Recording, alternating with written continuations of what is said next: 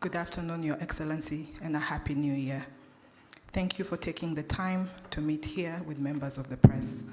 Mr. President, before we take questions from them, may I ask if you would like to deliver any opening remarks? Thank you, sir. We will now begin taking questions. Anyone with a question? Please remember to introduce yourself and the media house you represent before asking your question. Can we have microphones around? Vincent, Kigali Today.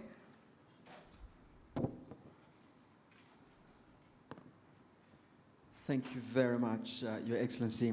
My name is Vincent Gasana. I work with the KT Press. So it seems a startling thing to say, but all things considered, the crisis in the Democratic Republic of Congo could be ended in a mere matter of days if everybody else were to acknowledge the real causes of the conflict openly. But instead, people seem to be intent on focusing on claims from the UN Group of Expert reports. There is the recent statement from President Joao Lourenço, for instance, on the M23 rebel alliance entry into Masisi, seems to go on a supposed threat to territorial integrity of the DRC instead of the real causes of the conflict. So one wonders, Your Excellency, beyond signing more agreements that a lot of the signatories tend to promptly ignore, can Your Excellency envisage anything else that can be done to bring everybody around the real causes of the conflict and focus on that and get beyond the impasse and the obvious impediments to peace? Thank you very much indeed.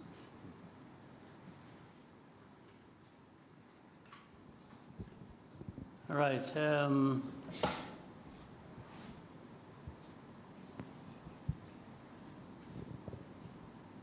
Much as I said, I didn't have much to say, as was prompted by the moderator. Let me first of all welcome you and once again wish you a happy new year. I hope the new year will bring blessings to all of us. I think we had time to talk about the last year.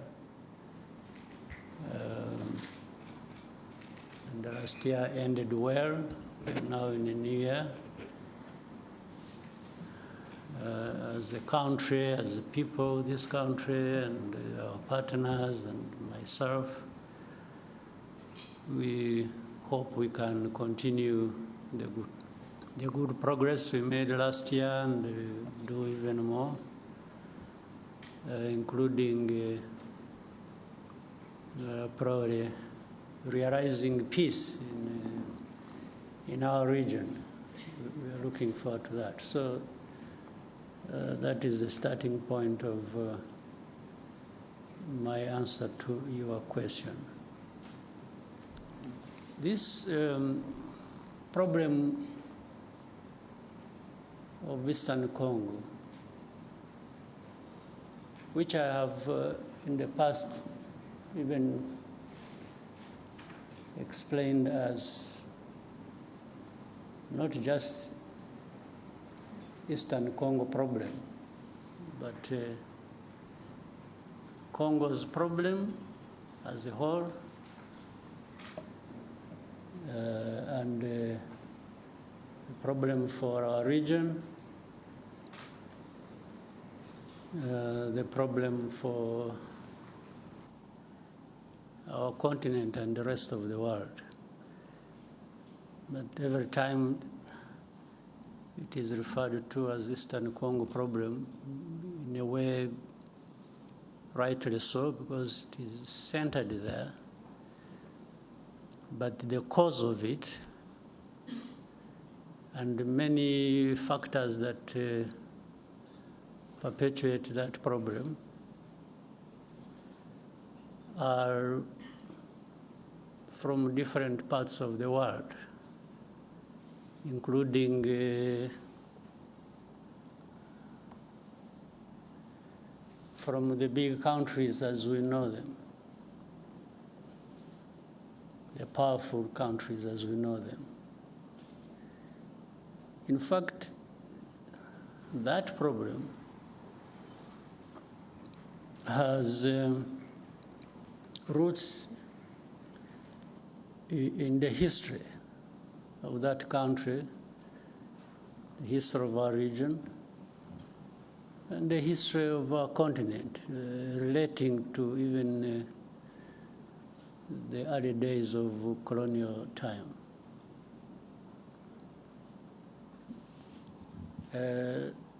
That's why many times I'm surprised. Let me go straight now to the issue raised, talking about, say, sovereignty, territorial integrity.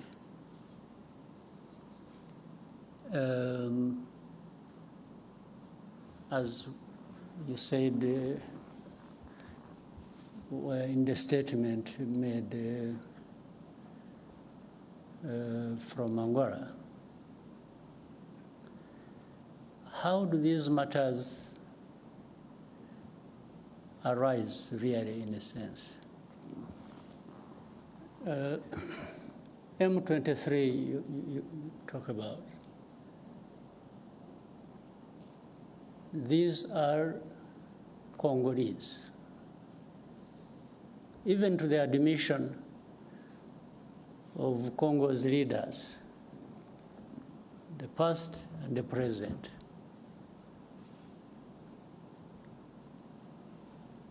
Now,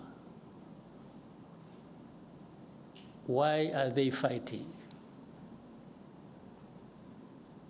Why do we have over 100,000 refugees here in Rwanda, originating from that region?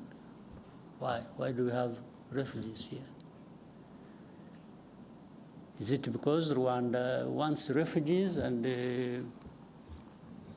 attracted them from Congo to come to Rwanda?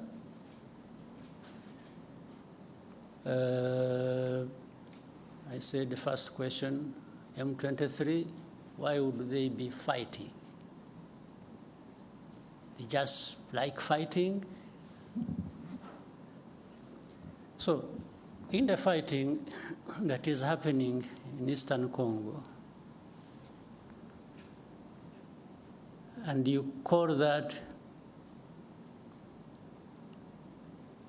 violation of sovereignty, territorial integrity, how does it arise?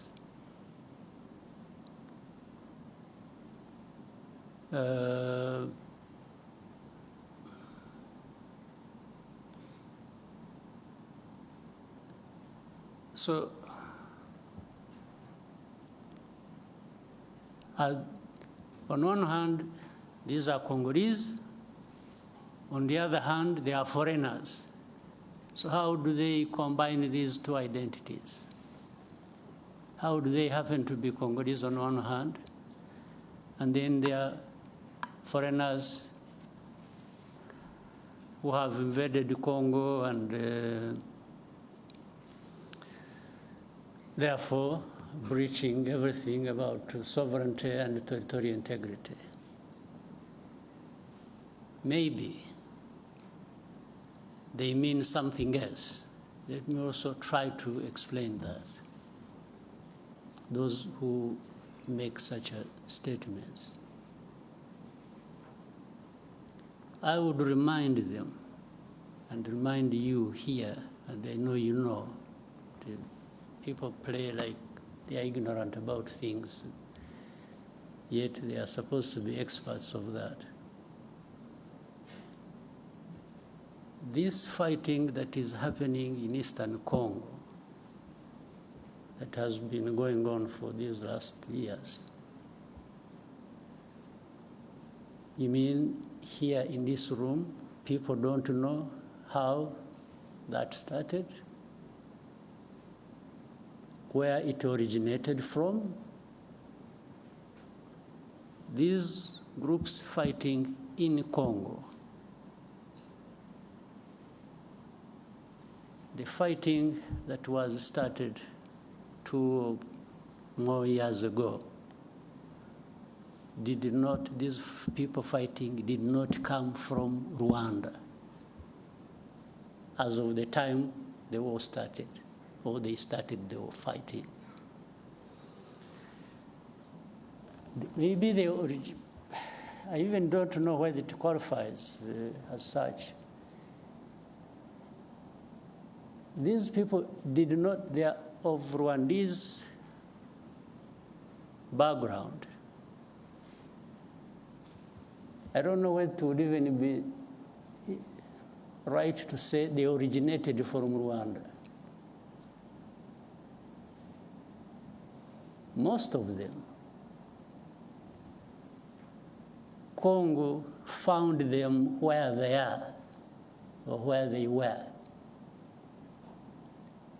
It's not that there was a movement from Rwanda. Maybe some might have originated from Rwanda by this movement from Rwanda to that part, long ago. Even either before I was born or when I was a kid myself. But what I meant that Congo found these people there has to do with this history I'm talking about, of colonial times and the drawing of colonial borders. But that's why also the Congolese leaders at one point admit that these are Congolese, and then try to find another reason and say, oh, but the fighting is supported by Rwanda. But they can't tell anybody and convince anybody that the actual people who are fighting now, or who started this fighting we're talking about, came from Rwanda. They did not come from Rwanda.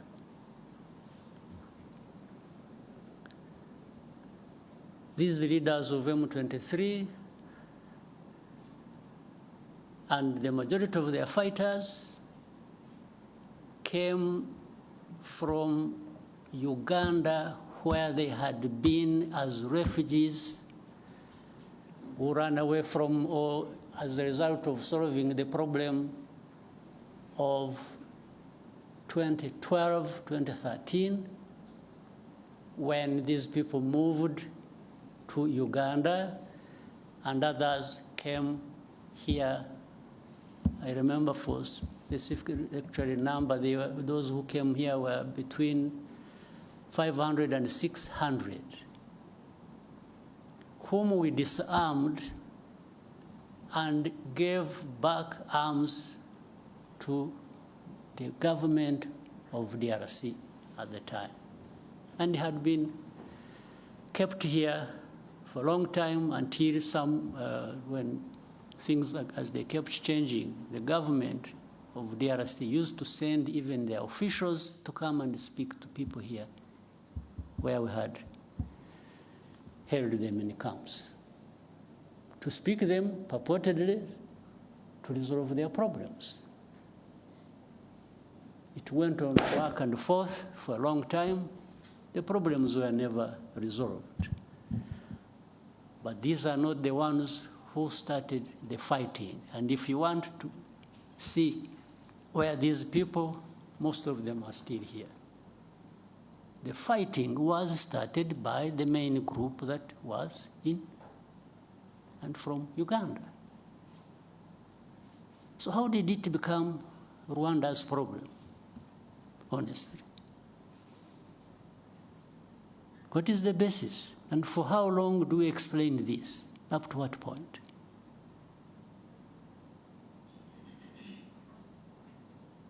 These people, the ones who lead this, and then the other hundreds of groups fighting in Eastern Congo, have nothing to do with Rwanda. The only reason Rwanda comes into question now for this is for a couple of reasons. One, these are Rwandophones. They speak in Rwanda. Well, but that is also what maybe became their main crime in Congo. So if they speak Kinyarwanda, that has turned into reasons for persecution. And that's why we have refugees here for over 2 decades.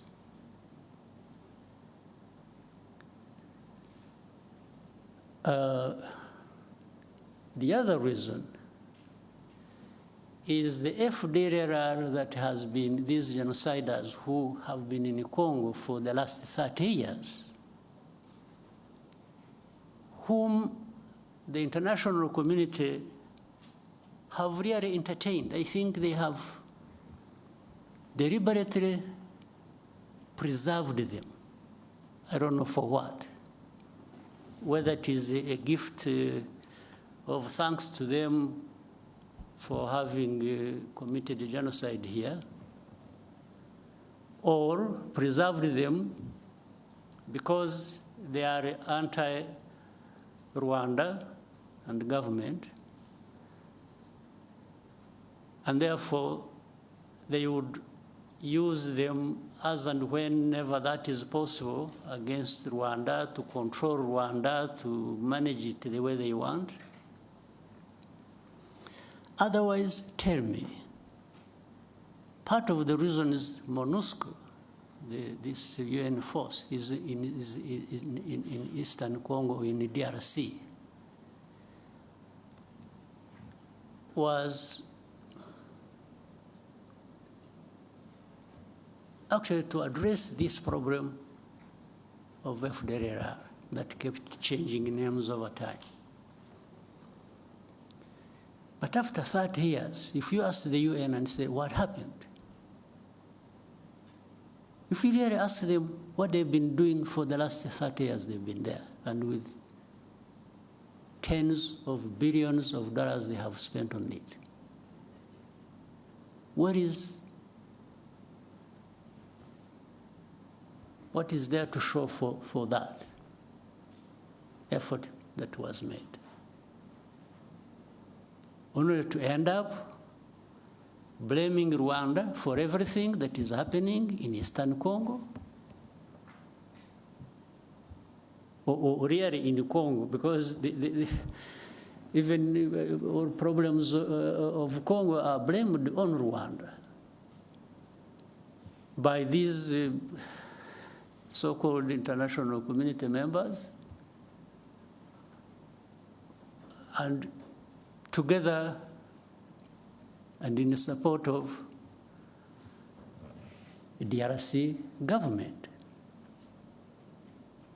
If DRC government is not encouraged to take its own responsibility for its people and its country, and everybody joins them to blame others for their problems, how do you expect Congo to actually address these problems that affect all of us?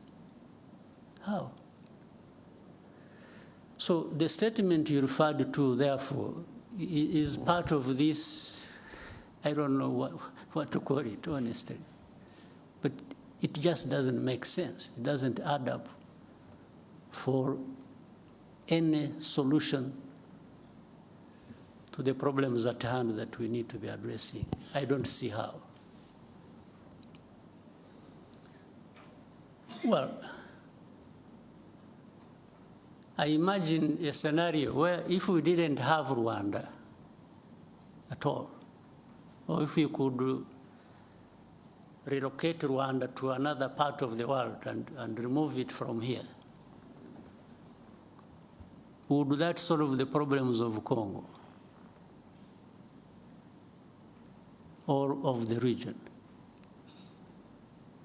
Really? So, and people get lost in the blame game, this, that, and forget to really address the root causes of the problems we have and find a solution. And then you have geopolitics being played into all this. Then you have the blame of colonial times being managed somehow because those who were involved in the colonial times and who are blamed for it have the power to manipulate, and always fall short of doing what is right. You find they have groups they create, they say groups of experts. I mean, how do you expert in doing what? Then you find the groups of experts. These experts are led by people who are supposed to come and really cover up the blame that should be leveled against those who are responsible for those literary crimes of that past of colonial times.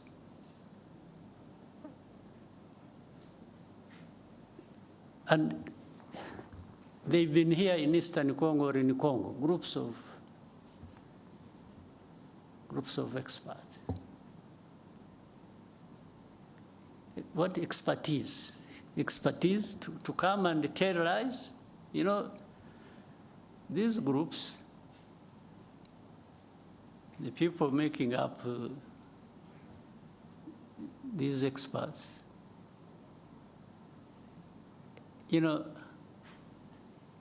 in broad daylight,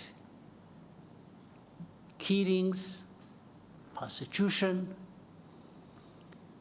all kinds of stuff are done by people they see, government leaders in Congo, commanders, people belonging to either the police, the army, in broad daylight, lynching people. This one is kept quiet about. And then these experts write they pile up crimes committed by M23. They talk about things somewhere in the background, in the villages, and they don't talk about these things that were done in towns, in broad daylight, before their eyes. Then they talk about, M23 violating, human rights and so on and so forth.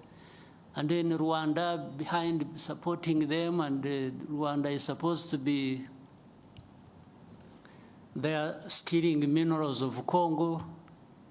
So the whole thing is shifted from what the problem really is to some other imaginary problem they have created. And they really make people believe that. But honestly, for the last 30 years, if anybody wanted to understand what the problems are and what the solutions should be, you don't even need to be an expert. You just need to be wanting to resolve these problems and allowing people to have peace. So when you ask me what next do I think, what I think should happen is what I have thought from the beginning and have spoken out very loudly to whoever needed to listen. This problem is not insurmountable. It can be addressed. It can end. It should have ended in actual fact long ago. But you can't end it by manipulation. You can't end it by playing games. So one, does FDLR exist in that situation or not? Do people understand the history of FDLR or not?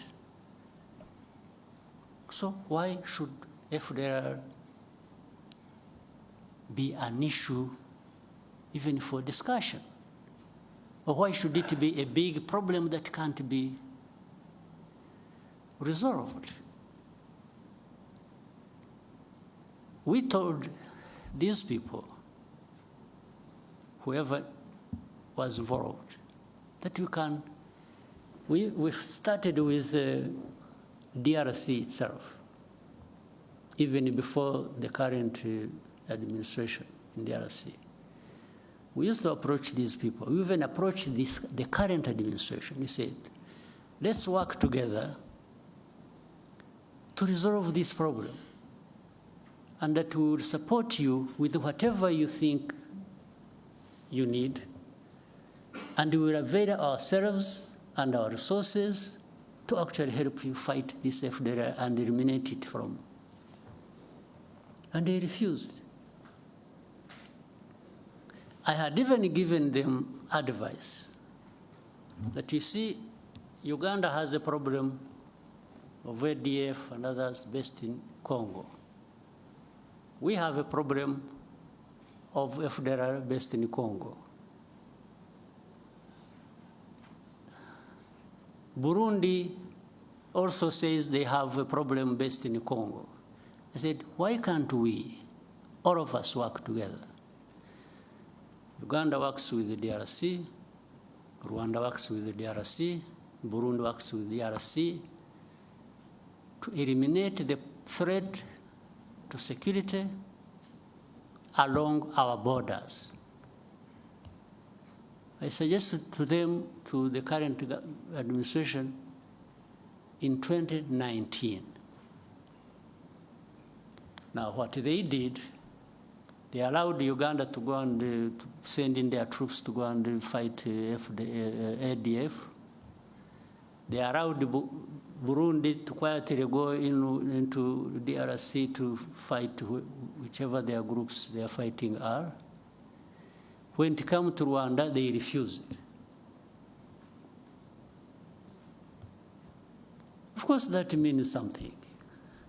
They refused because either on their own or on the advice by whoever, they actually didn't want this problem of FDLR addressed.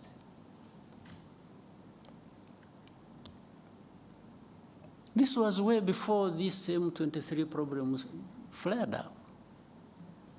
And as I mentioned to you, the main bulk, like the others, maybe they have been recruited from different places, but the main bulk of this group, including their leaders of M23, came from Uganda. They did not come from Rwanda. This is a basic fact you should all be knowing. Then ask yourselves, so how did it become Rwanda's problem? So why doesn't DRC address the problems of their own people? Why do they have to put the weight of that on our shoulders? Why don't they take away these 100,000 plus refugees here? Take them back home. Now, to show you the connection with these other countries, for all the time this problem has been there, some of these refugees, these countries, United States, Canada, Scandinavian countries, other countries, they've been coming here and selecting people from these camps that they would go and relocate in their countries. They've been doing it over a long time, but they have not taken many people. Out of 130,000 we have here, they have maybe among these countries, they have maybe relocated for settlement in their areas about, can't be more than 11,000 over 20 years. So do these people come and take these refugees, or these people, knowing that they are taking Rwandese or they are taking Congolese? They definitely know they are taking Congolese. So how about those who are staying here and have not found a home anywhere in these areas? What happens to them? And they are coming every day, every time, with this fighting going on. So then they quickly find a solution in saying, let's blame Rwanda for everything. Then they make statements. Rwanda-backed M23 is doing this, is doing Rwanda every day. Rwanda must remove their forces. So I asked another time when we were having a conference like this, if anybody thinks Rwanda is in DRC,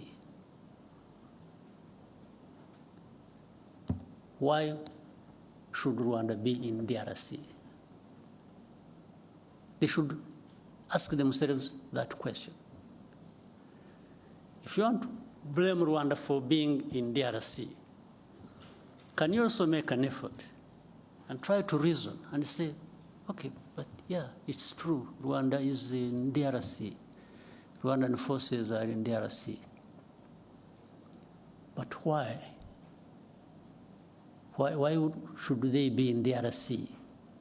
So that's why they quickly find an answer and say, they are there to steal minerals.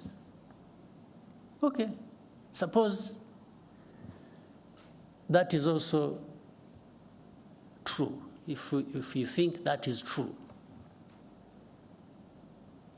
What happened to FDLR? Or what happened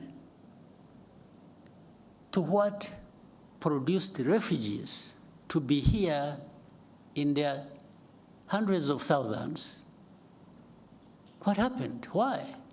Was it because RDF was stealing minerals in Congo? That's why these refugees came here?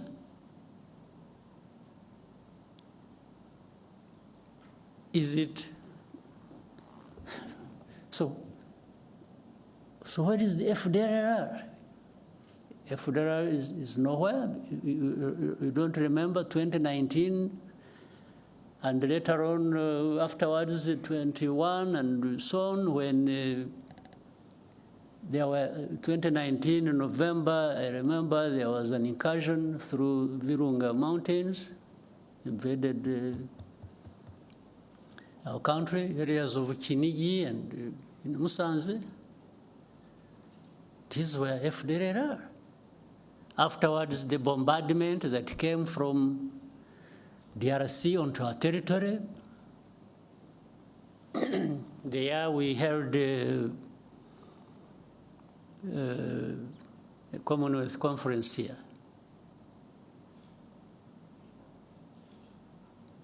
So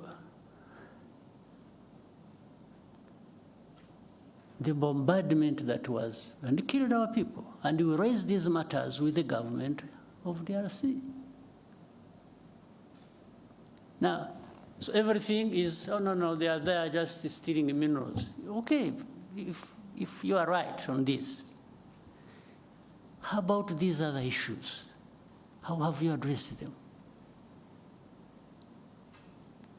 So, my dear friend, I've given you a long answer. I wanted to really be quoted correctly, and I hope you will. This problem can be addressed, but it cannot be addressed by just having processes where the only thing, in fact, it's really sad. We have processes and we have leaders leading these processes. And what becomes more important is the appearance, the camera appearance. It's being seen there to be signing something, and that becomes an end in itself. you leave the problem intact, you don't address it. Oh, but you didn't go to Rwanda. Okay, how about the time I went there? What happened? Because there are times I have been in these. In fact, up to a point I got tired of going. We have meetings in Nairobi, I was always present. We have meetings in Rwanda, I was always present. Wherever there were meetings to discuss how to end this problem, Rwanda was present. But in the end, even now as we speak, the importance is not ending the problem, the importance is in the process.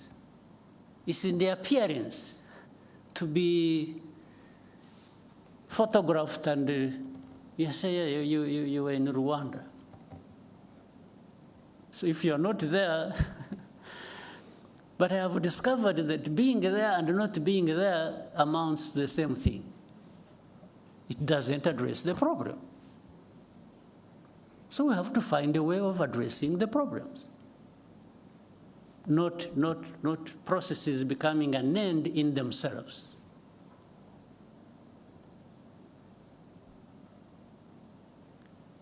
Not the leaders of those processes holding people's hands and doing this being an end in itself. We have to have results built on addressing the root causes. And then another time they say, oh, Rwanda, you see, you have influence on M23. By the way, influence just because some of those guys will speak the same language. So that becomes an influence. Okay, but let's assume we have the influence. And I have been asking these people, so, okay, what do you want me to tell these people? Do you really want me? What do you want me? Give me a message to take to these people over whom I have influence. And as I see, they stop fighting. Okay, that one I can do. But what follows that next? Because if I tell them to stop fighting, and they are attacked and killed, who takes the blame? It's not you who sent me to tell them, it's actually me. Meaning I lured the people into, but then in all conscience, do you also want me to go and tell people that you should accept being denied your rights and keep quiet because some people, some powers are not happy? So maybe that's what they want me to tell these people. I can't. You never. It happened when we met, you must have seen it, when I met President Tshisekedi in New York around General Assembly. And we had with us President of France, President Macron. At that time, they were telling me, please give these people a message, they leave Bunagana. There is a place they had taken over called Bunagana, the border with Uganda. Otherwise, fighting will continue. I said, okay, I can even transmit your message, just out of politeness. But if I tell them to leave Bunagana and get lost, first of all, where do they go? Secondly, are you going to follow that with addressing their problem they are fighting for? And there was no clear, but anyway, I came back, I sent a message, sent intelligence people to tell them. I said, for the good of the peace process, maybe somebody is thinking about to bring peace, you leave Bunagana as a symbol that you want to have a peace process going on and resolve the problem. As they are about, they agreed with the message I sent to them. In other words, they agreed with me. As they were preparing to leave, they were attacked. There was serious fighting. And then I called up these leaders. I said, but you people, you lied to me. You told me I should transmit a message that these people should leave, and then that will help a process to resolve the problem. Then, little did I know, the intention was actually maybe to attack them when they thought it wasn't going to be the case. So from that time, things have been like that over and over and over and over and over again. These government forces attack. In most cases, they are beaten back. And then there is a loudspeaker everywhere announcing how M23 has been violating ceasefire. You attack, we fight, I push you back, and then I'm the one who violated the ceasefire. This has been what goes on every day. And even with these experts that we have in place, they cannot tell, but that shows it's not that they can't tell what is the truth. It's just that the truth is not what they want. It's not what they like. It's completely different. So Rwanda, while we may be blamed for other people's problems, we are also happy to be blamed for our own problems of trying to defend ourselves, if that is what it means. We will defend ourselves at any cost. There's no question about it. I have told those who are behind all this in a very clear language. They keep asking me the same questions. I keep giving them the same answers. If there is anything that I can compromise on, it has nothing to do with ceding even a millimeter in terms of preserving the security of our country. Absolutely not. So, my friend who asked the question, the answers are obvious, they are known. But in their heads, these other people have their own other way of looking at things. They don't care about us. They don't care about anybody. They care about themselves. If you want to allow yourself to open up, to be crushed, you get crushed, and that's not their business. They really facilitate that. So let me end up with the wrong story here, but it is an accumulation of, I have been silent for a long time. So I thought I needed maybe to go back into a little bit of the history of the problem. But the facts are clear. It's only those who don't want the facts that have other ways of looking at things. All right. Maybe that answers all the questions you had in mind, but we can open up for more questions.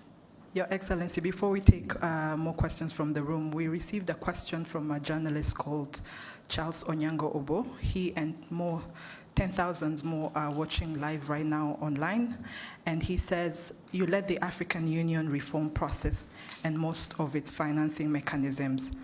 Given the failure of AU diplomacy and security interventions in the Horn of Africa, the fiasco the EAC faced in Eastern DRC, the mixed results of the Luanda process, do you think perhaps AU needs a reform of its political and diplomatic processes? Some have gone as far as calling for the disbanding of the AU's Peace and Security Council and the creation of a new, more effective mechanism. Do you agree? And what reforms, if any, do you think can make change? Well, on what he said, do I agree? I don't. Because it's not the structure or the form or whatever you have in place that is the problem. It is the people. It's the leaders. It's the people working in those structures and therefore subsequently the countries they come from that are a problem. So how do structures in themselves become a problem? So even if you created another structure, but you have the same people thinking the same way, what are you likely to get out of that?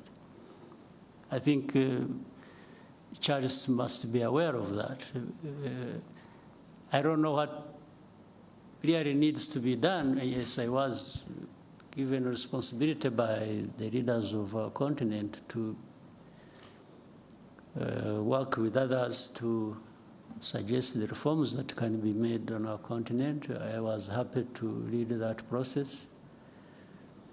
And by the way,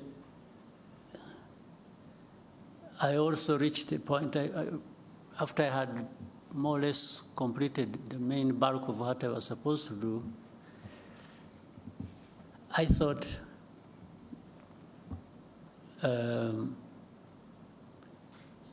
we needed maybe to find another person. Because when I was seeing some, I mean, you can hear this.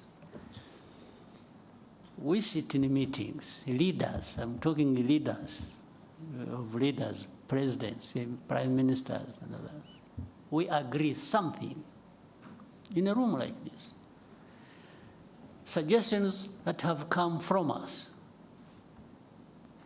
We agree. We put something in place. And then, in the end, nothing works. Do you think it's a problem of the process? It's a problem of the structure? What is the problem? I think the answer is obvious. The problem is us. So in fact, when I even wanted to test that, because when it was just going back and forth like this and that, and we agree something, we don't do it, or we do it halfway, and so that is how I decided. And I told the leaders in the room that, you know what, I've been very happy to serve you, but I think it has come to the time we try somebody else. Maybe before you get tired of me, or before I get too frustrated myself, but to serve the cause of reform, I think we can, here in this room, choose somebody else to lead the process, so that we try different people, different angles of dealing with the matter, and that's how the process went to a different person, the president of Kenya, President Ruto. In fact, in the meeting, they even asked me who I think could be. So I gave them my proposition. All was to try and make a point to me that, I was trying to make a point to these people that we have a problem we need to address. And it's not going to be one person here or one structure there. Collectively, we have a problem because we cannot adhere to even things we have suggested ourselves and agreed and put in place and make them work to serve us well. So suggesting to dismantle this and create this, and I don't think gives us any solution. The problem is in us. We need to, if we want things to work, we need to adhere to what we have agreed, what we think is important for our continent, for our people, and so we just have to keep trying with what we have in place. Yes, if there is a need to change something, sure, you can do that, but you still remain with the problem with not doing what you have agreed, irrespective of whatever changes, other changes you put in place. Right? Yes. Yeah, so I don't see that. We need to find some way. I don't know whether, some magic. Whether we need to be saved, we need to, somehow we have to find some cleansing process where we renew ourselves, and we, I don't know, we have to find something. Otherwise, we are really not serving ourselves well. Mm-hmm. We'll now come back to the room and take more questions. Yeah. RFI, and then we can come to Al Jazeera. Thank you very much. Good afternoon, Your Excellency. My name is Lucie Mouillot, and I'm the journalist for Radio France International. After the postponement of the Head of State Summit in Luanda in December, what is the current state of the Luanda talks? And how does Rwanda perceive the continuation of the negotiation? Thank you. What the last part, sorry? How does Rwanda perceive the continuation of the negotiations in the Rwanda talks? Yeah. For that one, I try to give it a short answer. Much as it lies in the early explanations I was giving.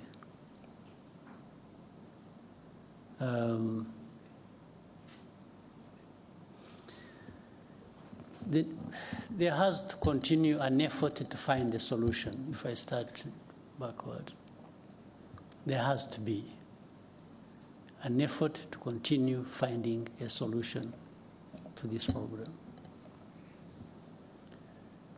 But it can't be business as usual. We can't continue the way we have been doing it, putting the importance of the process above the results. I think what we are looking for are the results, not the process. But we need the process to get there. And in the process, therefore, you need to do what is right. So on that note, really the effort has to keep in place, and we have to keep asking ourselves the right questions and finding the right answers. The FDLR question has to be answered. There is no dodging, being dodgy about that and circling around the problem endlessly. We have to find a solution.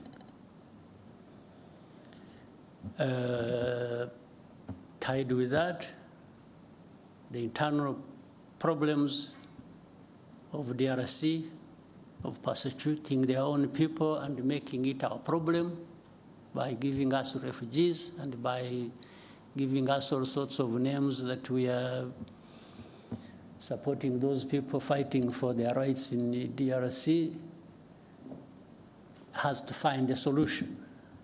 and the solution lies in internal political process or dialogue that the government can, on one hand, they say they want to talk to this, and then they say, no, we'll never talk to them, they are terrorists, and then, so you even don't get to understand what is really is it that you are dealing with. They say, no, we won't talk to them, but we shall mandate somebody else to talk to them for us. I don't know what that leads to. I can't be blamed for it, really. Do you want a solution or you don't want a solution? That's it. And if you want a solution, then the character of the process and the quality of it explains it. People can see what you are doing and you understand that you actually want a solution. So the meeting did not happen because, again, it wasn't the appearance there that was the most important thing. It was what was taking us there and how it is being addressed that was more important. And before the summit was to take place, there had been technical people meeting, discussing, and ministers meeting, DRC, Rwanda, and Angola. The technical people would agree things, and then it comes to ministers, what the technical people agreed, half of it is rejected. And when I'm saying this, mark you and check. It should really be rejected by DRC, not Rwanda. Even if earlier it was endorsed by technical people from DRC and agreed with our people and the Angolans, it comes to a meeting of ministers. The minister says, no, this one can't happen. So they go on for a long time. Ministers' meeting comes and they meet, they discuss, and when they are getting close to something, the minister of DRC steps out, picks a phone call, makes a call, and comes back and says, no, I don't want this. Said, but this thing you don't want is what leads us to finding a solution. And he says, no way, I don't want. So that's, in the end, they disagreed until like maybe 3 o'clock in the morning or something. And, but still then there was insistence, no, we must go there and sign, and sign something. Not even to have another discussion, because I don't think there was even need for that to happen. So that's what killed the summit.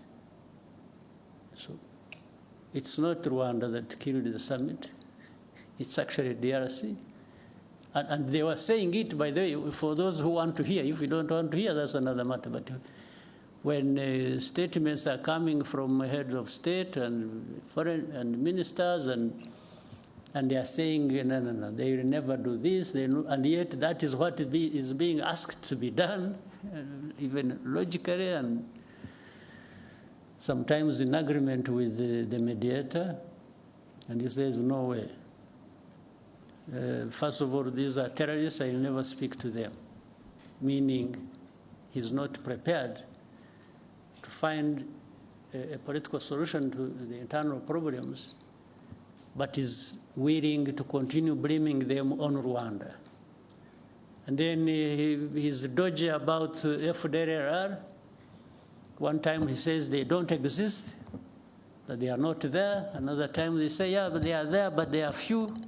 Then another time he says, no, but this is just an excuse. They are there, but it is an excuse. They want to steal our minerals. I mean, it becomes childish stuff. You can't even know what you are dealing with. So I had agreed to go all the way until last minute, and they said, because I didn't see what was taking me there, honestly. So, but the other question I started with, or you asked, and I started answering was, there has to be a way of finding a solution. We can't just live with it and give up, but there are going to be these ups and downs in finding the solution. Thank you, sir. We will now go to Al Jazeera. Thank you, Mr. President. Laith Mushtaq from Al Jazeera Digital. Mr. President, in a few days, there is a new administration will take office in United States. Do you expect a change in how Washington deals with the situation in Eastern Congo? Thank you. Well, first of all, I respect the change that has taken place in the United States, because for it to happen, it must have been for very good reasons that the Americans endorsed in their vote. So I'm happy with what there is, and I've got to deal with it the way it is. And building on that, I think so many things have changed and will change. First of all, the administration changed through a democratic process. There are many things, even geopolitically, at least to the approach, that are going to change, for sure. And I guess, and I think so, that it will be the same to the approach of how African matters may be dealt with, generally, and also specifically with Eastern Congo, the same might see change happen. That's what I think from a distance and just waiting for what will follow. But I think there is bound to be change, not just one in one place, but many changes in many places at the same time. Because it's not only that things have changed in the United States, I can still see many things changing across the world. In fact, at a terrific speed, that we have to work hard to take care of ourselves, given the whirlwind of change sweeping across the world.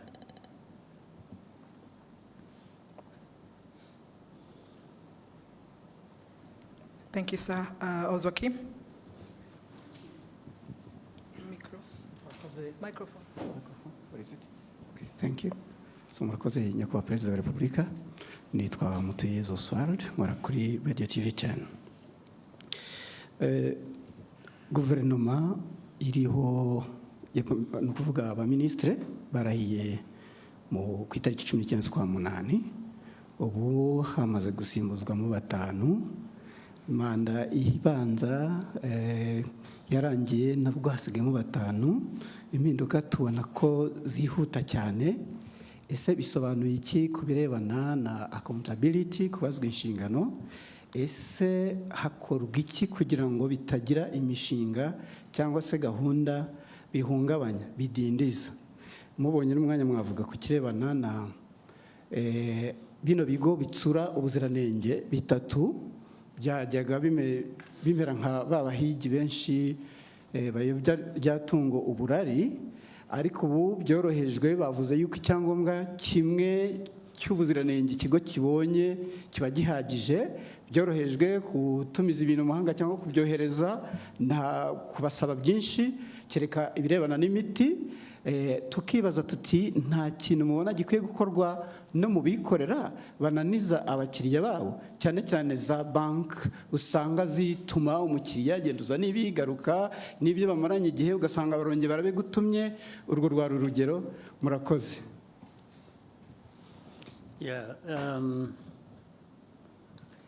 Impinduka muri guverinoma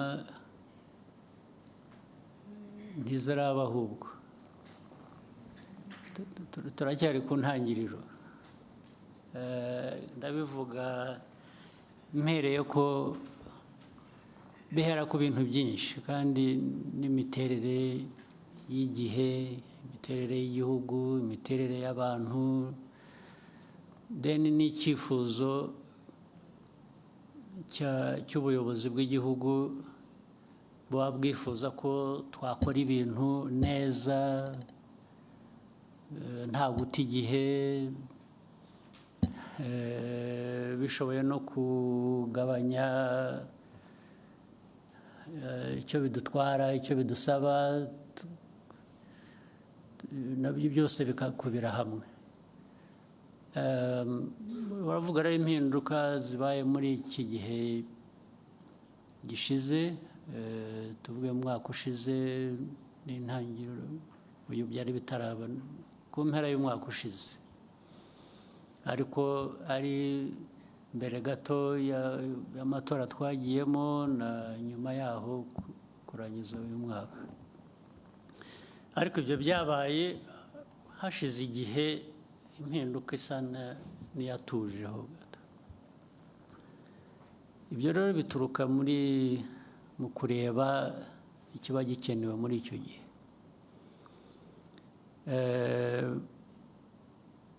Ariko n'ubwo wambajije ikibazo, ugomba kuba ufite nawe uko ubibona cyangwa utekereza, cyane cyane binashingiye no ku bagiye bahinduka cyangwa bihindura. Ugomba kuba uvuga uti ariko aha koko hari hakenewe. Ntabwo ngusabye ngo bimbwire ubigumane mu mutima wawe, ariko nzi ko ugomba kuba ureba aha ukavuga uti ariko hariya ahubwo baradutindiye, cyangwa ahandi uti. Byose rero biva mu kugerageza, ariko dufite gushakisha gukora byinshi bishoboka, gukora ku muvuduko ushoboka kugira ngo bigabanye uburemere bw'ibibazo abantu bahura nabyo, byaba mu buhinzi n'ubworozi, byaba mu buzima, byaba mu burezi, byaba mu bikorwa remezo, byaba mu bikorera nyine nk'ibyo wari unavuze warangirijeho, nabyo ndaza kubisubiramo. Umuntu ahora ni nko kuba rwose ufite igishushanyo imbere yawe cy'ibintu byose uko biriho, uko bikorwa, babikora, hanyuma bikakwereka ikivuyemo, noneho bigashaka ngo uko wabirebaga uko ibintu bigenda ugire ibyo uhindura. Kuri jye sinzi, wenda ku bandi wenda hari ukundi babibona. Mu mikorere y'igihugu cyacu, mu gukorera igihugu cyacu, cya mbere shyira imbere, mvuge ku giti cyanjye, ni abaturage b'u Rwanda. Barabona ibishoboka byose bikwiye uko dushoboye. Hari ibyo tutageraho, hari ibyo tutabona kubera ko tutanabishoboye, tugategereza igihe amikoro azabonekera wenda tukabikora. Ariko ku bihari, ku bishoboka, barabona ibyiza bikwiye uko bishoboka or not. Icyo ni kimwe. Ababikora barabikora uko bikwiye, cyangwa bashyiramo amarangamutima yabo, bagakora ibintu uko babyumva, uko babishaka, cyangwa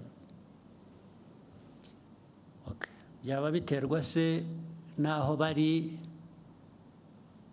bashobora gukora ahandi neza kurusha ibyo, nabyo ukabinyuramo ukabitekereza, cyangwa se barabiterwa n'uko bagera ku nshingano bakibonamo muri izo nshingano mbere na mbere kurusha kureba abaturage muri izo nshingano bashinzwe. Nibo bagiye hejuru y'ibintu byose, babikora uko babishaka, uko babyumva, ntawe wagira icyo avuga. Kuba bishinzwe rero, bishobora kuba bishinzwe abandi ahandi, cyangwa njye kubinshinze ari nanjye biturukaho icyo kibazo cyo guhindura abo bantu. Rwose mbikora nabanje kunyura muri izo nzira. Iyo nabonye ko hari ikigomba guhinduka, ntabwo ntumwanya, niyo narara ngushyizemo, kubera ko nta kintu nari nkuziho cyangiza, nkakibona umunsi ukurikiye ndakuvanaho. Kuko si wowe mbona mbere mu kazi, ndabona igihugu n'inyungu zacyo mbere na mbere. Ibyo kujya kuvuga ngo atababara, atarakara, iyo wagenda ukicwa n'agahinda, njye ntacyo bimbwiye niba nakemuye ikibazo cy'abaturage cyangwa ikibazo rusange, ubundi twese duhuriraho kugira ngo ibintu bikorwe neza. Kuri ibyo rero ni uko bimeze. Ndumva muri ibyo ngibyo nta kindi kidashoboka. No ku cya kabiri harya wavuze ngo ni iki, wakise iki? Murakoze nyakubahwa Perezida wa Repubulika. No kuri icyo cya mbere hari abavuga bati muba mwarambagije nabi, niyo mpamvu uwo mushyizeho bucyavaho. Birashoboka rwose, kurambagiza nabi birashoboka, kubera ko abantu urabazi, hari ukwihisha ntumumenye, ukazamumenya yabaye tested ku kazi. Kuko kandi ntugira ngo ni nanjye ubikora, binyura mu zindi nzego. Hari ubwo izi nzego zibicika nazo, erega nazo zirimo abandi bameze nk'abo barangaye, bageze bate, bikaza byihuta bakambwira bati kanaka, bati ni igitangaza, nimumuzanire. Yahagera akavuga ariko se ko mwambeshye ko ndeba hari ikibazo. Birebera ku bikorwa, ntabwo ari amarangamutima. Ntabwo umuntu mwambuye umeze atya ko yaje agakora ibi akagira atya. Mbere na mbere tubaze turebe ko ibi ngibi byamubonetseho ari ukuri, kugira ngo atabeshyerwa cyangwa ataza kuhotazwa n'ikitari cyo. Ubwabo abandi bamuzanye akaba aribo bavuga bati nibyo, bya bindi twasanze ari byo. Ubwo se najya guhera mu kintu cyo kuvuga ngo baribeshye, reka mbyihanganire. Cyabonetse kigomba kugenda gityo. Hanyuma cya kindi rero nikivugana na bino bigo bitsura ubuziranenge, ibya private sector, iby'abikorera. Iby'abikorera rwose ndemeranya nawe, tugomba gushakisha uburyo n'abikorera. Erega n'abikorera ntabwo abikorera ari ba nyamwigendaho. Abikorera bikorera mu gihugu. Niyo wikorera, iyo ukoze nabi bifite undi byangiriza. Rero hari inzego za leta, hari iz'abikorera, tugomba gushaka uko bihuzwa kugira ngo byombi bikore neza, byuzuzanye. Kuko ni igihugu tureba, igihugu kirimo abo bikorera, kirimo inzego za leta, kirimo ibintu byose. Kuri ibyo nabyo uvuga nibyo, nabyo bizagerwaho. Biba byashobokaga ngo bibe aka kanya tubivuze byaba, ariko ntabwo, ko ibintu bigenda turakuzi, ntabwo ibintu biba nk'uko ubyifuza muri ako kanya. ariko ibyo ndemeranya nabyo nabo bagomba kugira umurongo bafata, ndetse rega igihugu rega kigira umuco, kigira izina, kigira karagita. Igihugu cyacu gikubiyemo abo bose, turashaka kucyubaka kikagira umuco ukiranga muzima wo gukora neza. We'll take a few more questions from the room. We could start from that side and then come to Scovia. Lionel, then Scovia.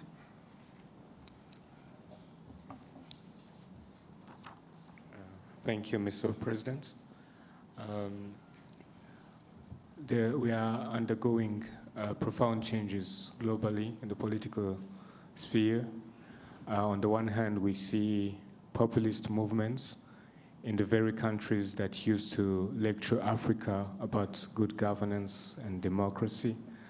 And we also see in Africa young people taking power in unconventional ways. What does it say about the future of governance, and what will the global political landscape look like in the years to come? Thank you.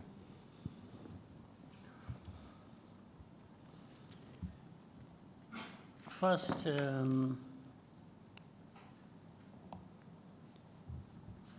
if people followed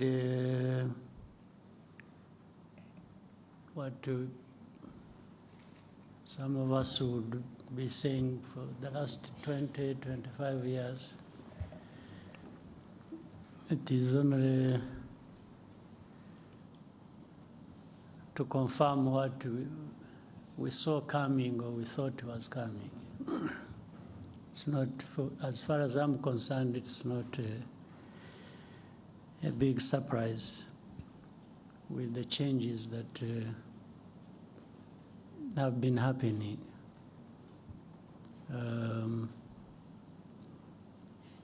Doesn't matter whichever background or political walks of life. Things happen to an extent that the people will eventually, for one reason or another, identify more with what they find benefiting them more than other things. And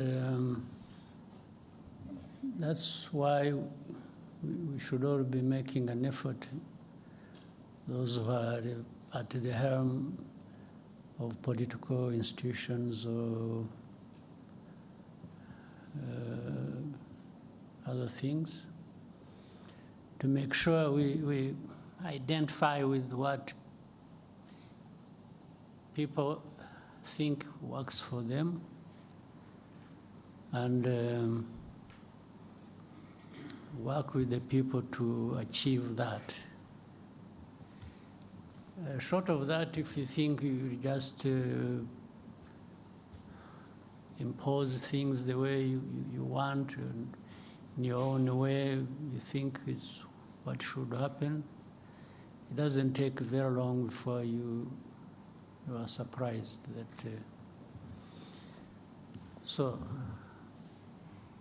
But in the question you've raised, there is also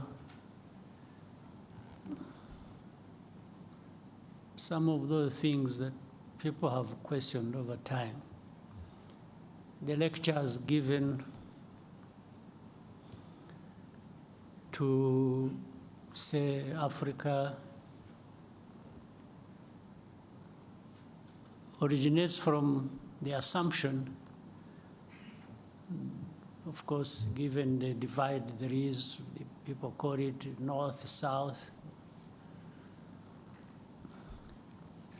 The people of the north have assumed this right, or an entitlement, that they have the power and they will use it to serve themselves well, even if it means using it against others who are even weaker. Still, that must serve their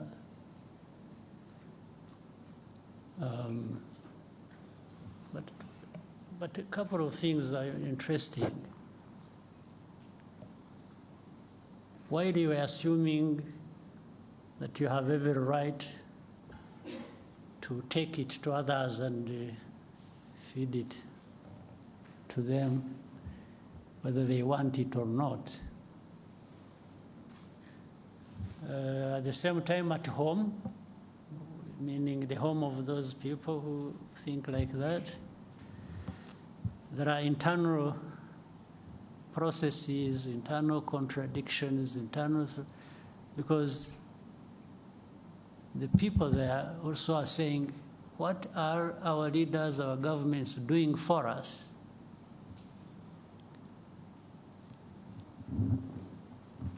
And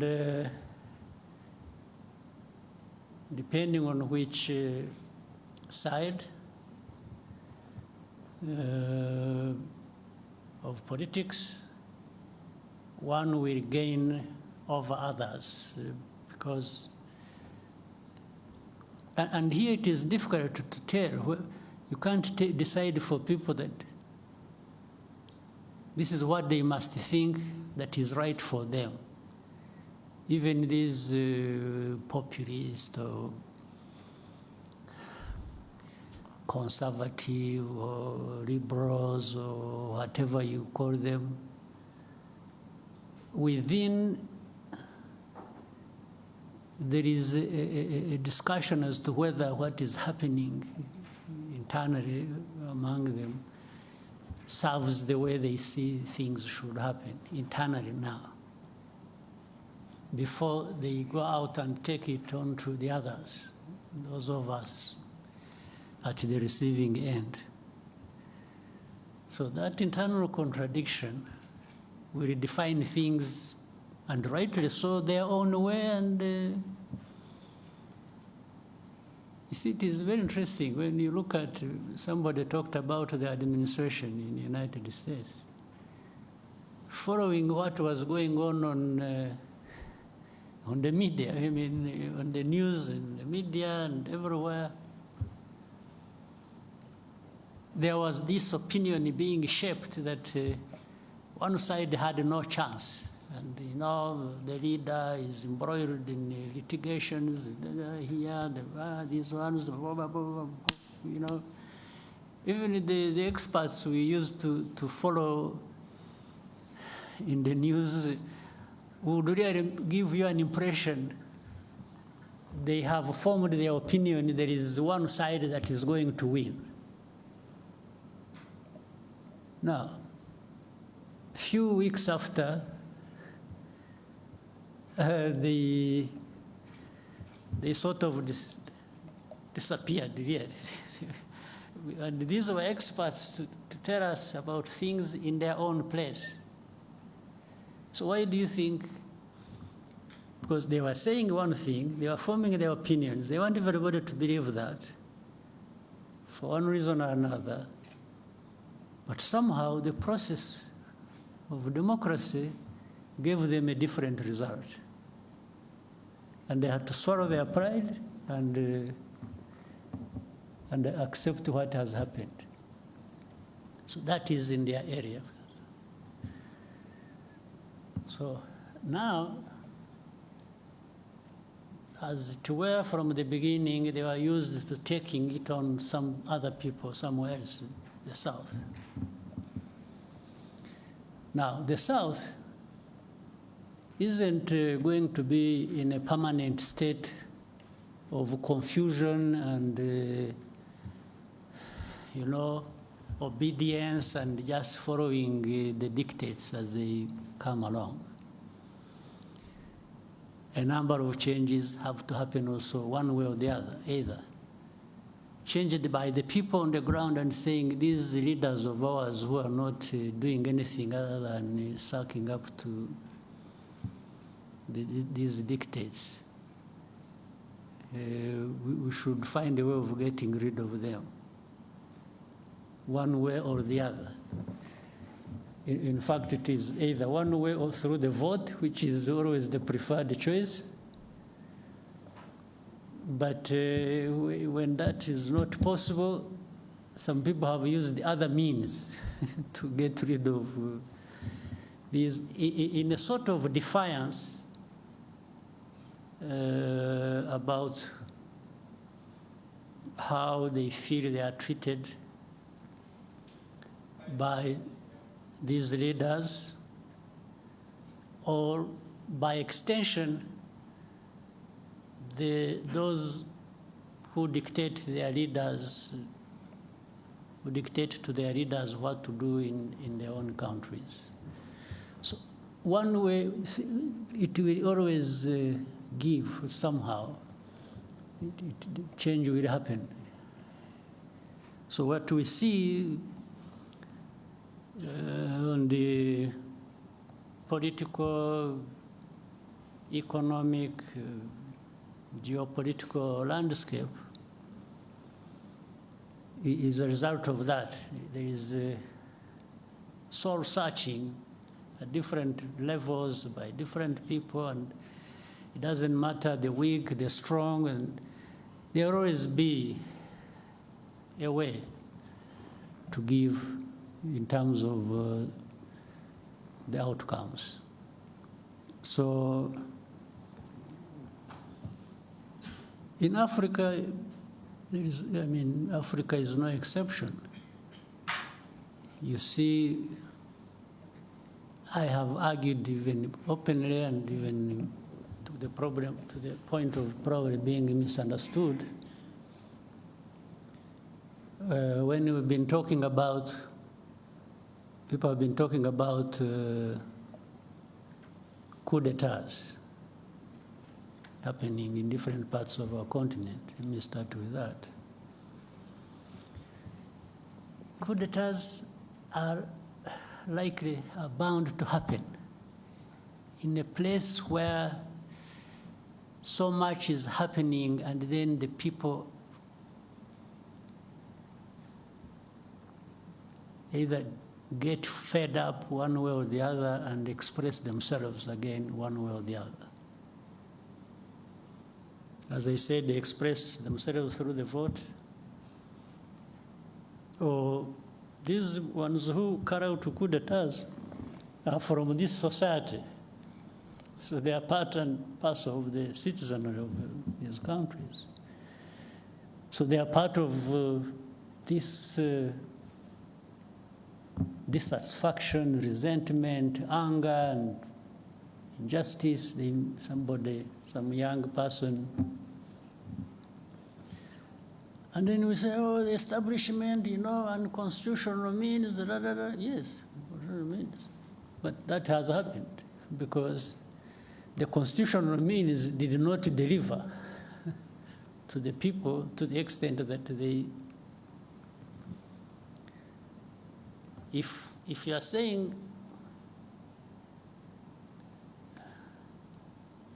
it shouldn't have happened, then you should also be saying what was there before that was changed should not have been behaving the way it was behaving.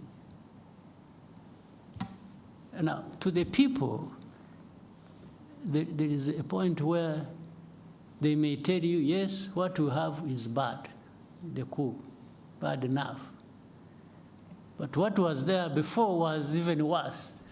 This is what they would tell you. So for them, they have maybe chosen between what is bad and what is worse.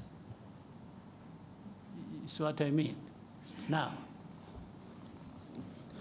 the remaining problem, which must also be addressed, it's not enough to change what you think is bad.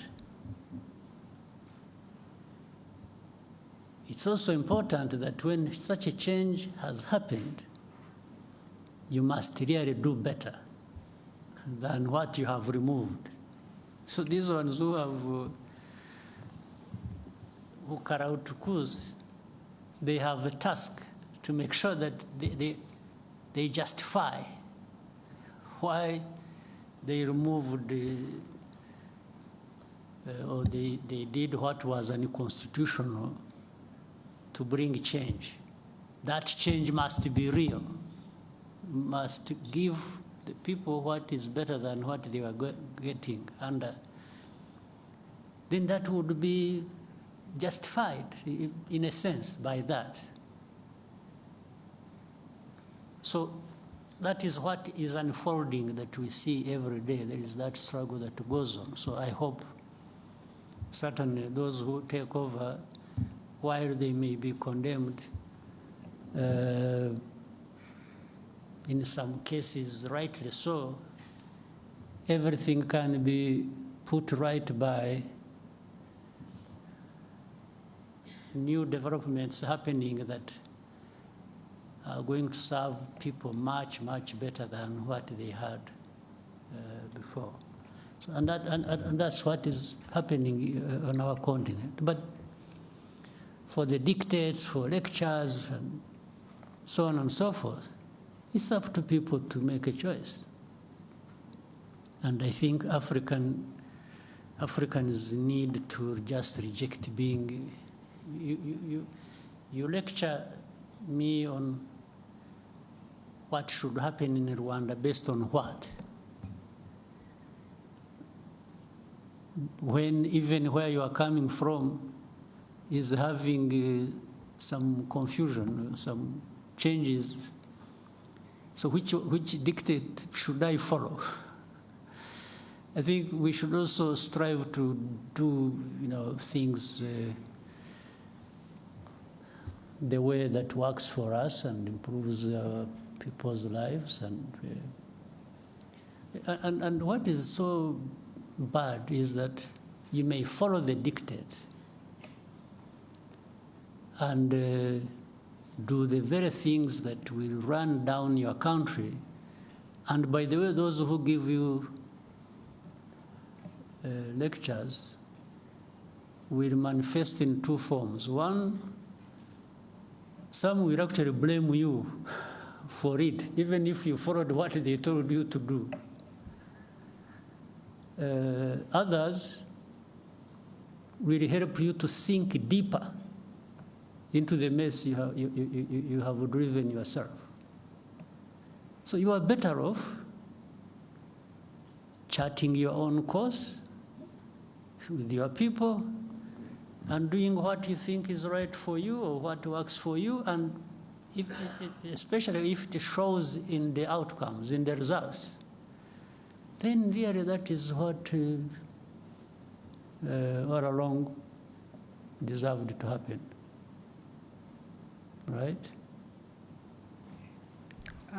Scovia?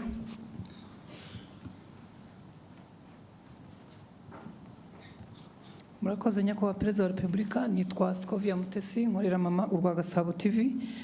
Nyakubahwa, abaturage batandukanye hirya no hino mu gihugu bafite ikibazo cyaho babarirwa ko bazimurwa cyangwa hazacishwa ibikorwa remezo hagashira imyaka 2 batishyuwe kandi barabujwe kugira ikindi kintu bahakorera. Ibyo bisa na kimwe naho bacisha imihanda mu butaka bw'abantu ntibabahingurane bakavuga ngo cyari igikorwa remezo bigahwaniramo cyangwa bigahwana n'icyo gikorwa remezo. Ikindi ni kijyanye nuko amafaranga y'amanyamahanga, urugero nk'amadolari, amazu menshi y'ubucuruzi mu mujyi wa Kigali n'ahandi mu mijyi itandukanye barishyuza amadolari aho kwishyuza mu manyarwanda. Abanyarwanda bamwe bacuruza bakavuga ko bibahendesha kuko babarira amafaranga y'amanyamahanga mu yabo. Ndasoza mvuga ku kijyanye n'ubushizi icyo nari nakubajije ukambwira ngo nzakwibutse, ngira ngo ninge warangaye sinakwibutsa. Abaturage baratacyategereje guhabwa imigabane yabo muri Banque Populaire. Ndagushimiye.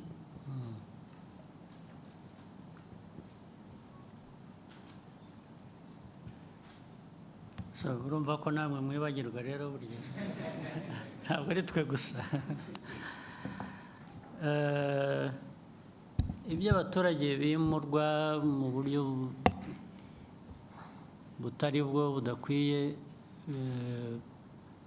ibyo birazwi, ndabizi, ariko n'izindi nzego zirabizi, nubwo tugerageza kugira ngo bijye mu buryo bizajya mu buryo one way or the other. Byo bitwara igihe, bibabaza abantu, bibatera igihombo, ariko byo bikwiye gukorwa. Bikwiye bikorwa, ukimura abantu, niba wagiye kubimura ukabishyura. Ariko ibyo ntabwo ari ibyo gusa, wenda icyo wibagiwe kuvuga, hari impande nyinshi.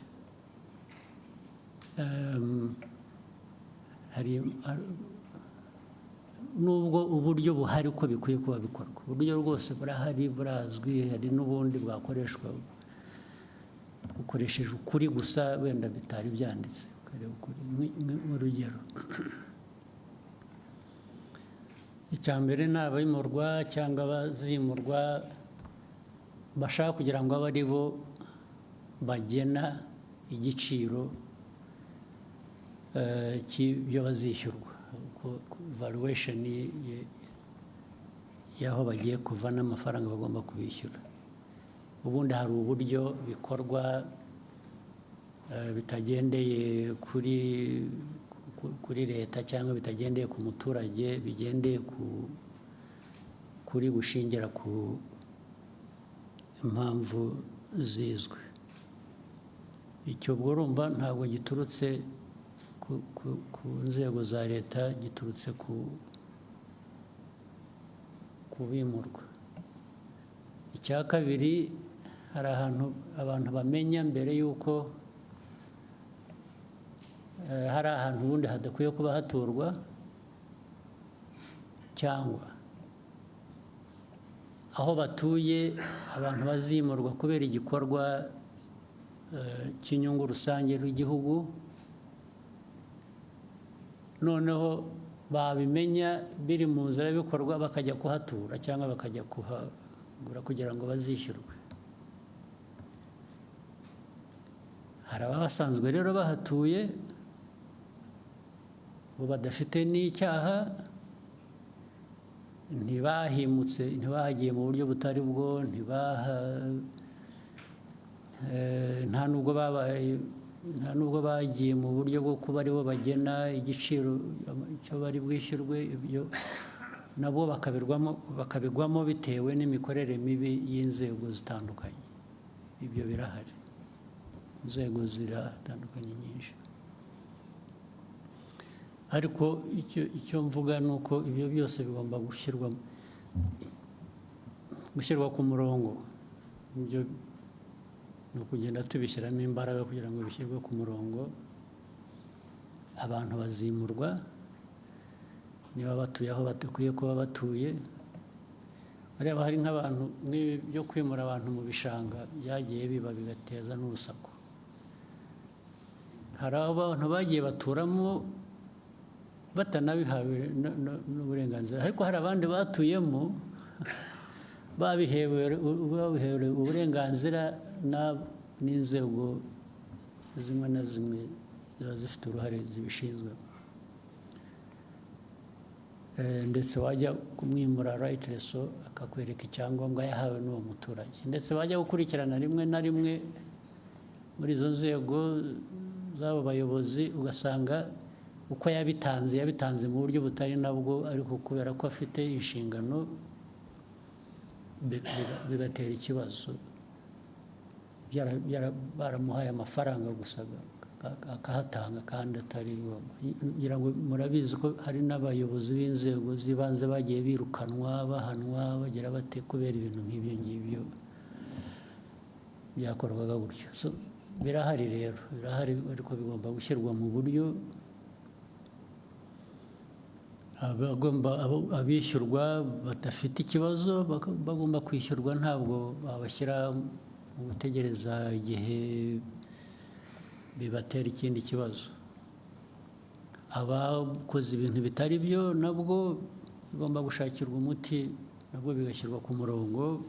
Niba ari uhanwa agahanwa, niba ari wishyurwa nawe wenda ku buryo bunamufasha ngo ushobore kujya ahandi, nabyo bigakorwa. Ibyo byo birakwiye, ntabwo numva twabitindaho. ni ukureba gusa uko abantu babyihutisha kugira ngo bireke guhara ari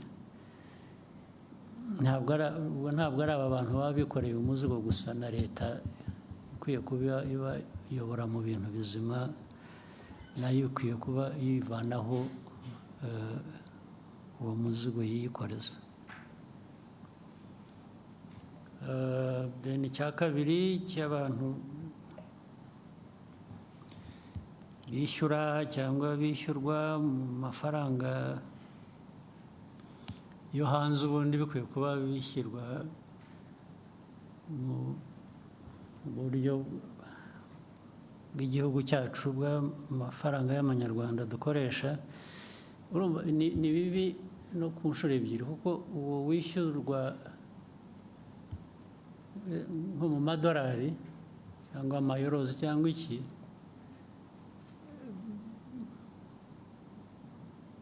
mu matagisi ntabwo yishyura mu madolari, yishyura mu manyarwanda. Ntabwo ari byo. Ntabwo uwo muntu ushyiraho ko agomba kwishyurwa nka renti cyangwa iki mu madolari, nawe aba akwiriye noneho kwishyura mu madolari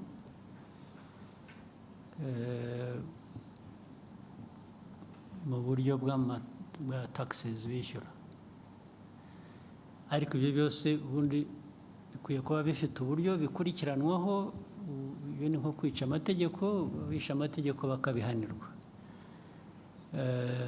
Bitwara umwanya rero, kuko abantu benshi babyumva uburyo butandukanye, niyo byaba budakurikije amategeko cyangwa nabo bafitemo inyungu, niyo mpamvu bitwara igihe. Ariko ubundi umurongo urahari kandi twifuza ko ukwiye kuba ukurikizwa. Ndibwira ko aho tuvugira aha hari uburyo bubitekereza bushaka kubishyira ku murongo. Navuga gusa ko bikwiriye kwihuta, nicyo cyangombwa, bigacika burundu. Icyo nacyo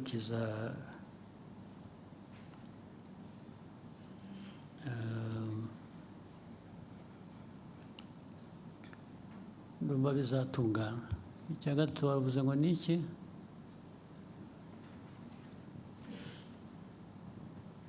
Ni abaturage bari bafite imigabane muri banki populaire. Ikibazo cy'imigabane, ariko usibye ko nanjye ntakurikiranye, ariko njye naratumitse. Njye nayo narabwiye ababishinzwe muri minisiteri ndetse mu kabineti ko bikwiye gukurikiranwa bigakorwa vuba. Ahubwo ikibazo cyanjye ni uko ntakurikiranye kumenya ko uko byakurikiranwa. Your Excellency, they did respond. They shared some information that the minority or local shareholders registration process has been ongoing as of November 2024. 42% out, 239,531, which is 42% out of 576 to 45 accounts of people have been identified and registered with full information. The bank is developing a system that will facilitate the printing of shares certificate from any branch of the shareholder's choice. The system is expected to be ready by end of February, so it's ongoing. February this year. Yes, sir. So, urumva sinakurikiranye ngo nanjye bambwira ibyakozwe, ariko byo naratumitse burya. Thank you, sir. We can take a question from here and then go back to that side. BNB FM. Murakoze nyakubahwa Perezida wa Repubulika, nitwa Bagishya Jean de Dieu, mvuye kuri BNB Kigali FM. Nyakubahwa Perezida wa Repubulika, mu masaha 48 ashize, raporo ya World Economic Forum irebana n'icyerekezo cy'isoko ry'umurimo ku isi iragaragaza ko mu myaka 20 iri imbere 67% by'imirimo ishingiye ku biro izavaho, ahubwo ko buri myaka 5 imirimo ishingiye ku mpano ari igiye kuzamuka. U Rwanda muri imyaka 5 ishize, nyakubahwa Perezida wa Repubulika, mushyize ingufu cyane mu kubaka uruganda rwa siporo ndetse n'uruganda rw'ubuhanzi creative industry, haba mu kubaka inzego uhereye ku rwego rwa guverinoma, haba mu kubaka ibikorwa remezo bijyanye n'igihe, ndetse nyakubahwa perezida wa repubulika muherutse kubitangamo icyerekezo ubwo abayobozi bashya barahiraga muri minisiteri ya siporo. Nyamara ariko nyakubahwa perezida wa repubulika, hari abafatanyabikorwa za guverinoma ziba zifite mu rwego rwo kuzamura izo mpano kugira ngo zigere aho zigera ku isoko ry'umurimo bibe igisubizo. Abantu bitwa ingaga n'amashyirahamwe, haba muri creative industry cyangwa se muri siporo. Icya mbere barataka ubukene, icya kabiri hakabamo n'ikibazo mukunze kugarukaho iteka nyakubahwa perezida wa repubulika gishingiye ku migirire n'imikorere, mindset, indangagaciro, values. Ibi rero byajya hamwe ugasanga leta irimo irakora byinshi, iranatanga byinshi kugira ngo igere kuri izo ntego z'aho impano zizamuka, ariko kubera abo ba partners ugasanga imirimo ntabwo yihuta uko byakagombye. Mu gihe habaye icyerekezo nyakubahwa perezida wa repubulika, haraza gukorwa iki, haraza gufatwa izihe ngamba kugira ngo impano z'abana b'abanyarwanda ziri hirya no hino ntizize gutikirira muri iyo mikorere n'iyo migirire isa n'itajyanye n'igihe. Murakoze nyakubahwa perezida wa repubulika. Mu buryo bworoshye ni ugukurikirana ab'imikorere itajyanye n'igihe, bagahabwa uburyo bajyana n'igihe, cyangwa se igihe kikabasiga bakagira uruhande umuntu akashakisha bashobora kujyana n'igihe. Ndumva nta bundi buryo bwo kubikosora, kuko wanabivuze ibyinshi bitanga uburyo, bitanga icyerekezo birahari. Icya kabiri ni ababishyira mu bikorwa bafitemo imbaraga nkeya cyangwa se izindi mpamvu zibabuza kuzuza inshingano uko bikwiye. Aho niho abantu bakwibanda bagakosora ku buryo bihindura, ubwo bishobora kuzagira ingaruka kuri abo ngabo badakora ibikwiye bitajyanye n'igihe, bitewe n'impamvu izo arizo zose zibitera, abantu bakazisuzuma. Hakabaho gushakisha ubundi buryo noneho bwatanga amikoro n'ubwo buryo bukenewe. Icyangombwa iyo ibintu cyamenyekanye, ikibazo cyamenyekanye, kiba gisigaye ni ugushyira imbaraga mu kugira ngo gikemuke hakoreshejwe uburyo ubwo ari bwo bwose, nicyo kizakurikira. Thank you, sir. CNBC.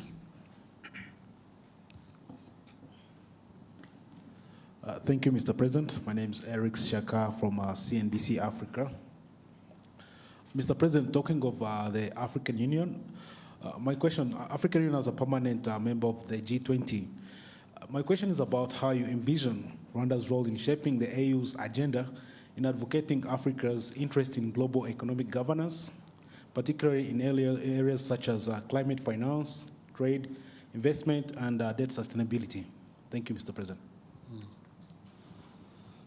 I think that is already happening. There has been an effort to raise the stake of the continent, to have a voice, to participate in the G20 matters or other global institutions.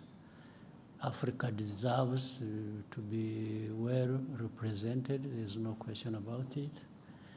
It's not a given that it will happen just because it is right and it must. But, so you have to struggle for that. And really assert, Africa needs to assert itself and make its rightful demands. And so Rwanda participates on all these. As Maria pointed out, Rwanda at one time, 2018, chaired the African Union. From that time onwards, Rwanda was leading a reform process that AU needed. So the most important thing is to participate and participate with other African countries, people, and keep the voice loud enough to do what we need to do. So Rwanda is not, there's no country that is an island, is isolated from other countries or partner states in different organizations. So we do our best. We do our best for ourselves as a country. We do our best in contributing to what is good for the continent. Always the emphasis is cooperation, it's working together, it's,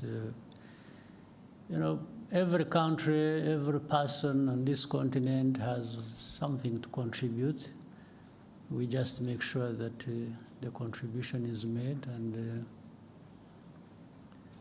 we make use of that by being organized, by finding ways we can be effective.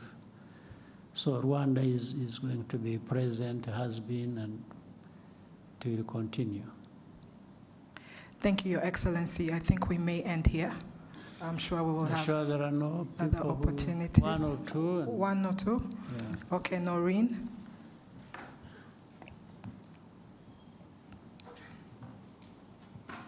Thank you, Mr. President. My name is Indira Oganga. I'm from Bloomberg News, and I just want to talk about business and investment for a little while. My first question is, when can we expect conclusion of the deal between Qatar and Rwanda to acquire 49% stake in the country, and how big or how much is this deal going to be, and also how many planes can we expect from that arrangement? And still staying with investment, I was talking to the CEO of Rwanda Stock Exchange on Monday, and he mentioned the exchange can only be as big as the market. So I want to ask you, are there certain state-owned enterprises that the government is thinking to privatize to boost the exchange? And finally, congratulations on successfully hosting FIA. To that regard, I just want to find out what is going to be the economic impact of hosting F1 here, and is Rwanda trying to establish itself as a sporting hub in Africa? Thank you again. Good. Well, I can simply say on the Qatar-Rwanda partnership over the airline and the airport has made very good progress. It's been going on very well. Right? Being precise with the dates and amounts and figures of different kinds wouldn't give us necessarily a clear picture, but overall I can say it has made very good progress. It's still going. It's a matter of, it's not a long time that we shall see these things playing out, and being able to now go into those details you're asking for. By this year, and in fact, at this beginning, there are many things that are being concluded. And some of the things are being concluded just in writing, when they have been happening physically on the ground.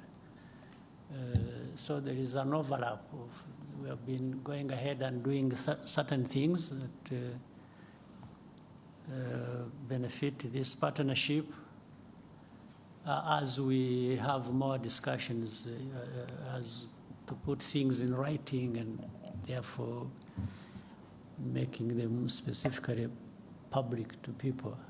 So really the practical things happening have been going ahead of just signatures and so on. This is what I can say. On the second question, for sure, there are a number of, in fact, there has been a process. It is now, the whole of last year, there was a process of, and slightly before, there was a process of first examining and listing all the government entities that could be privatized and get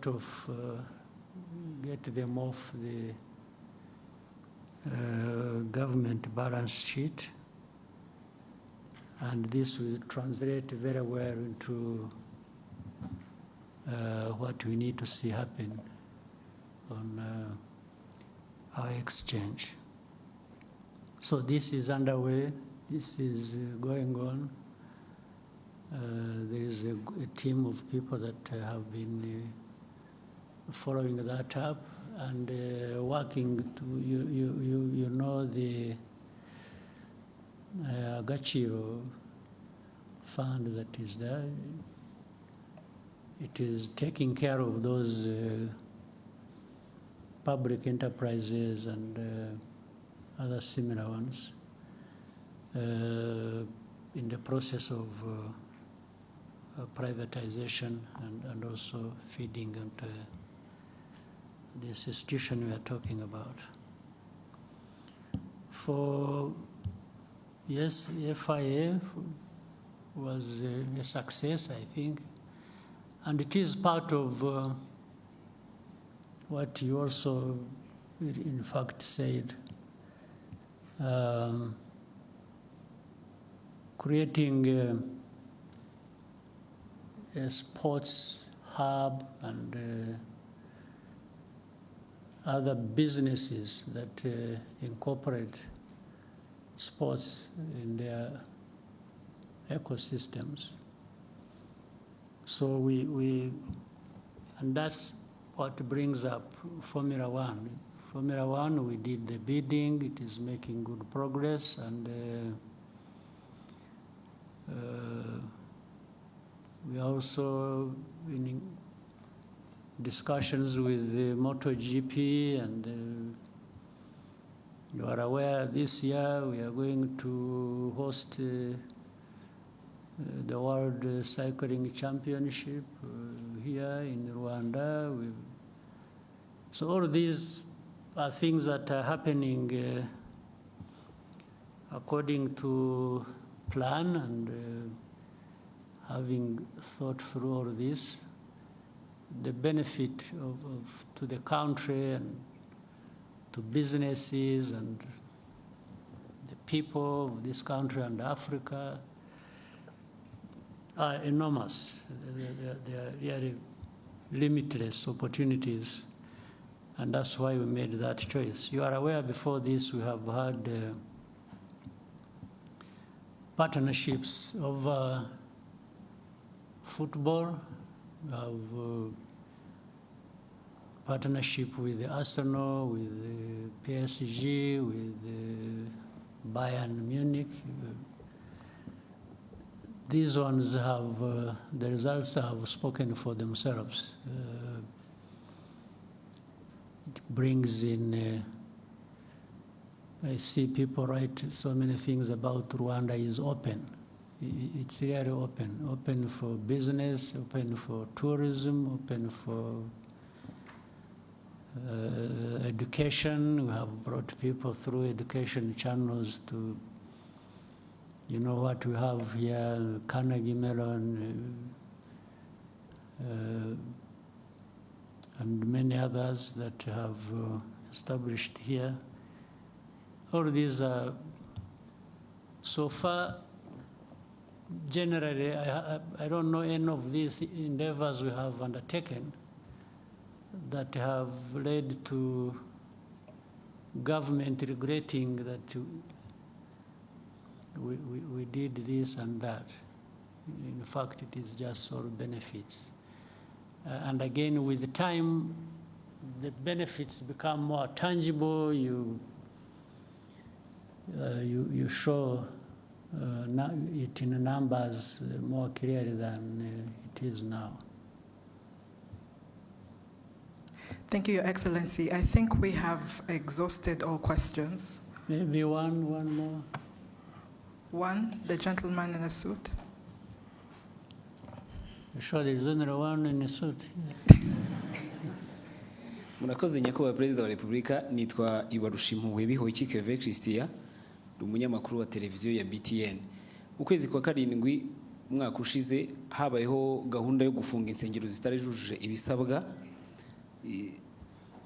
Izo bitakundaga zirasenywa, ariko hari izindi zasabwe kugira ibyo zuzuza. Hashize amezi 6 bavuga yuko hari ibyo basabwe kuzuza.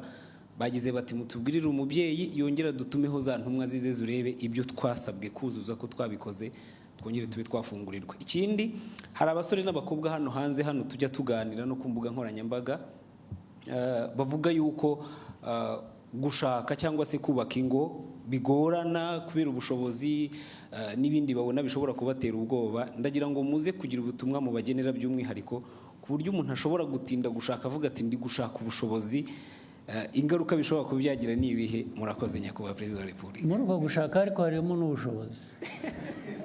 Nabyo ni nko gushaka ubushobozi. Iyo ushaka bavuga ko hari igihe ubushobozi bugorana. Umusore ati sinakuzana utazicirwa n'inzara n'iwanjye, umukobwa ati nanjye singiye kuza kwicirwa inzara n'iwabandi. Ariko se ko abantu bose koko barashonje kugeza aho ngaho, ko ari abahungu ari abakobwa. Reka tubanze icya mbere cy'insengero. Icy'insengero cyavuzweho byinshi, cyagize gite, ariko niba abantu namwe ubwanyu mwajyaga ndani mu mizi y'ikibazo mukagisesengura, kwanza ntabwo numva impamvu insengero zigeraho zigomba kuba ikibazo.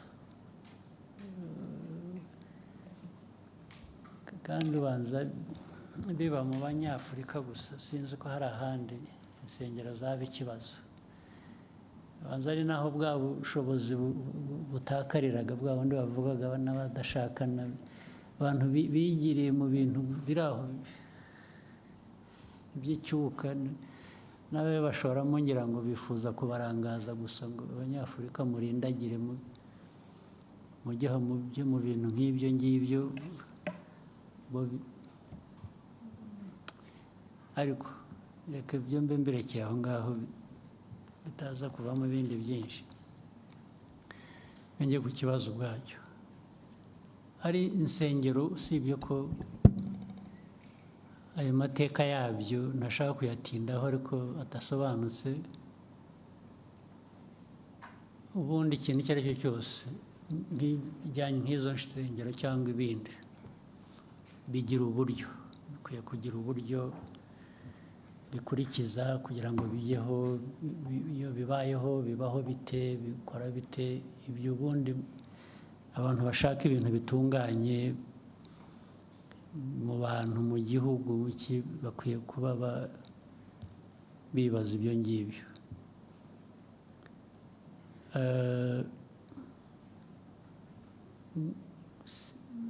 Ngira ngo mu byo wanavuze uremeranya nuko abo bantu hari ibyo bagomba kuba bujuje batari bujuje, noneho bakaba barabyujuje.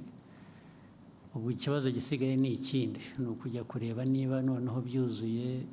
Nta nubwo bavuga ngo badusabye kuzuza iki kandi kidakwiye kandi atari cyo cyangwa iki. Ubu ni uko bemeranya nibura n'ibyasabwaga gusa bakaba barabikurikije, abantu bakava mu kajagari. Nayo ibintu byari akajagari, n'uwabyirengagiza ni ukubyirengagiza gusa, ariko akajagari kari gahari karakabije mu bintu bitanasobanutse. Rero uburyo burahari uko byagiye, insengero zafunzwe,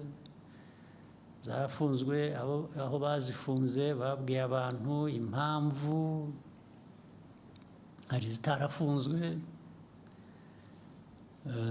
abo bantu nabo izo mpamvu bamwe wenda abandi ntibazemeye ariko abandi hari benshi bazemeye muravuga ko hari abazujuje ibyo ni byiza ubu gisigaye abazifunze bakwiriye gusubira inyuma bakareba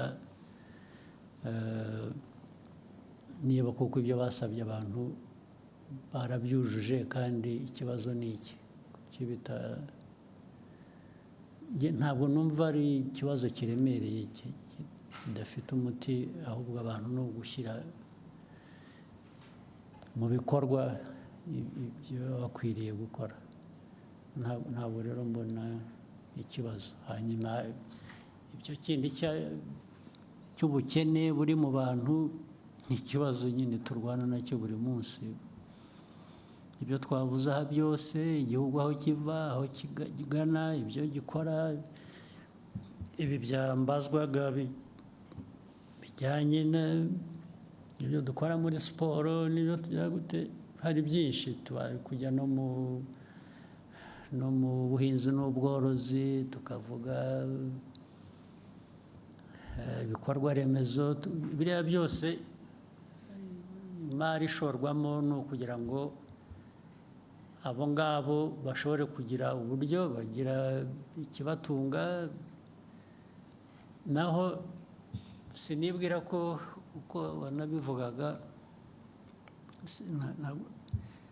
cyangwa uko nabiheraho ntabwo nibwira ko u Rwanda noneho dukwiriye gushyiraho fund ingengo y'imari kugira ngo dufashe abashaka gushakana babuze amikoro ntabwo twabivamo ni ukuri ariko ibi byose bikorwa bindi byose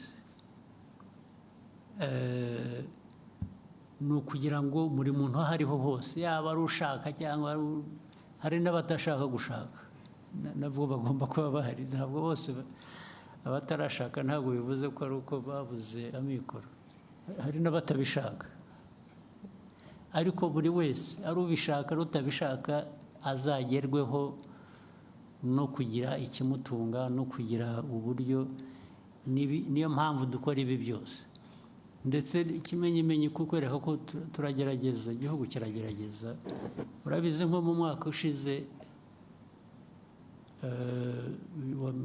2024 uzi ko ubukungu bw'igihugu bwakuze ku 9.2%.